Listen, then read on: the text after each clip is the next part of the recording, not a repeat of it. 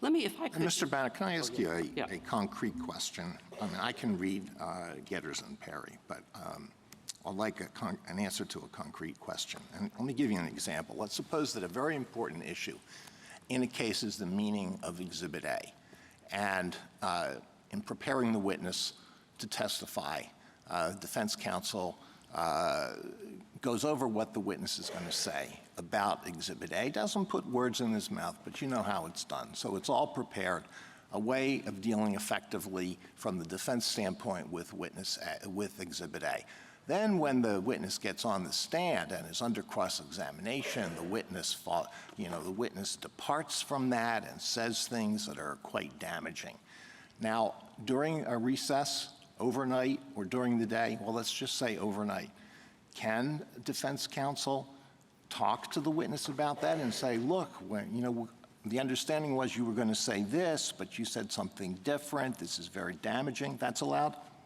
Well, sure. Yes, the defense counsel can say, look, when we rehearsed this ahead of time, you were going to say A, B, and C. Right. But instead, you've said something totally different, which is D. Now, you've got to tell me which of these is actually correct. Because if you said D accidentally, then tomorrow we need to correct that in question. If you said the next day when the defendant takes the stand, everything is cleared up. Now he's back to, it's a sea change, back to what was rehearsed, in your words, before trial. Can the prosecutor on cross-examination say, well, you said this yesterday, now you say this today.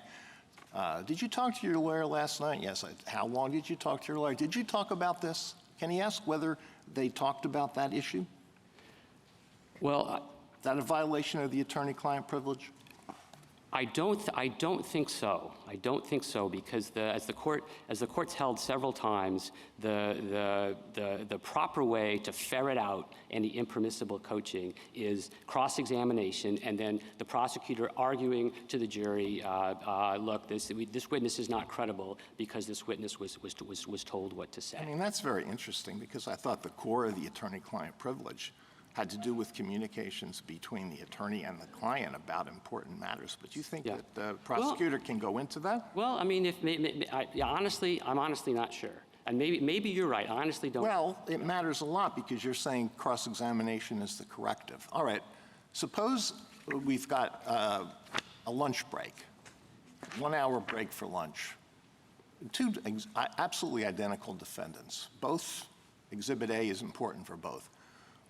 In one, there's a lunch break, and one, there's an overnight break. Does the same rule apply in those two situations? So you're right to suggest. Well, don't tell me what the cases say. Just tell me why it would make sense to have a different rule. Because you're right. I was about to do that. You're right to suggest that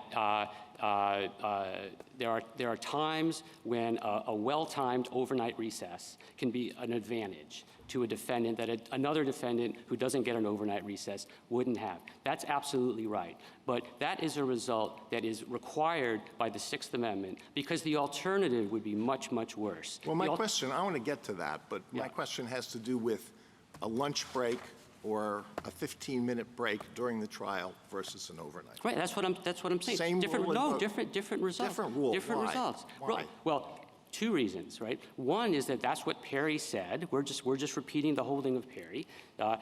You want to overrule Perry? I'm not going to complain, but that was the holding of Perry.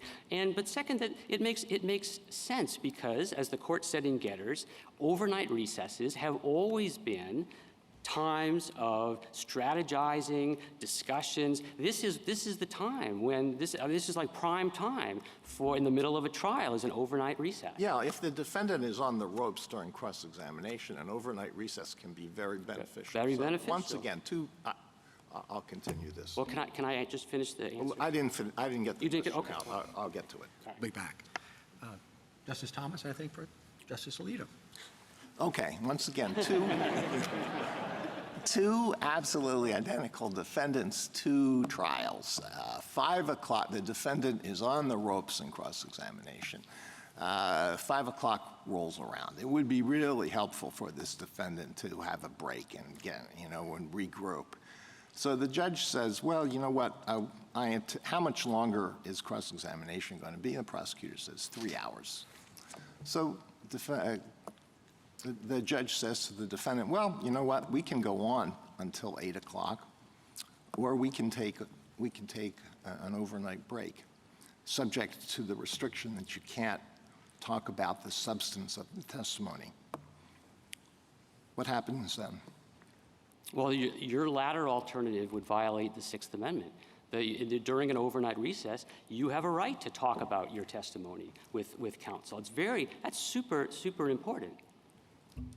So a different result in those two situations. It's the distinction between a daytime recess and an overnight recess. Okay, one last thing. Can you give a succinct definition of coaching? Yes. Coaching is what's not allowed. You said you can't suborn, perjury. Impermissible coaching is where the lawyer tries to change the substance of the witness's testimony. So you said before that in our just talking ahead of time, you said that the light was green. No, you should say that it was red, because that's more helpful to your case. That's impermissible coaching. In fact, the court discussed this. Yeah, you can't. The lawyer can't say, okay, well, this is what you should say. Right. But you know, and when you're preparing a witness, I mean, you could do the same thing overnight to get the witness to remember what the witness had said before. Well, look, the other side, so what I just said was impermissible coaching. Conventional counseling is where the lawyer says, okay, I'm going to ask you this question. What's your answer going to be? The witness rather gives the answer. Lawyer says, look, that's a big jumble. You know, why don't you say it like this, without just suggesting words, without changing. Right, thank you very much. Okay.